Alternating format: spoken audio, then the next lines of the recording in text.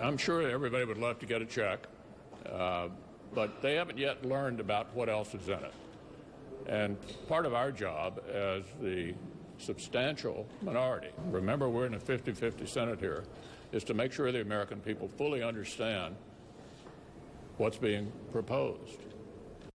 And so what's in the bill? It's a question being closely looked at on Capitol Hill, as we just heard, as the latest version of a COVID relief plan is nearing a vote in Congress. Sinclair national correspondent Christine Frizzell with some items raising eyebrows in this and previous bills passed throughout the pandemic.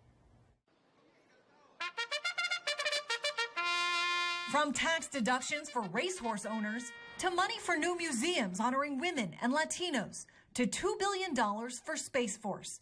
The previous rounds of coronavirus relief bills were chock full of items not entirely related to, well, coronavirus relief.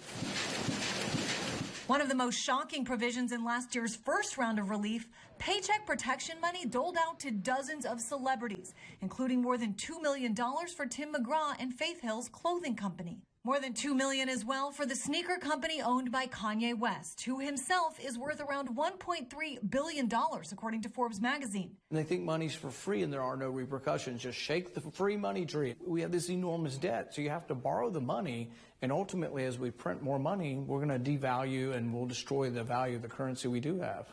With the use of the reconciliation process this time around, it only requires a simple majority to pass it. But government watchdogs say there's also a major benefit. Much more transparency, that unlike with previous COVID relief bills, lawmakers are actually getting a chance to read this one first. In December, there was a 5,600-page omnibus spending bill that was dropped 2 hours before the vote. Adam Andrzejewski with the government watchdog group OpenTheBooks says the current bill may have fewer pages, but still has its fair share of what he calls wasteful spending. This bill provides $200 million for the Institute of Library and Museum Services.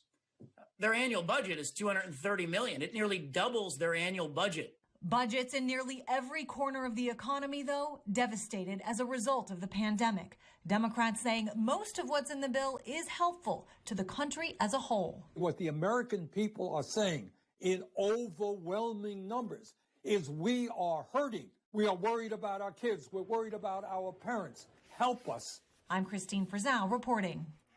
That brings us to our question of the day. Would you be willing to pay more in taxes for President Biden's $1.9 trillion COVID-19 relief plan? Head to newschannel20.com, click on Question of the Day to weigh in.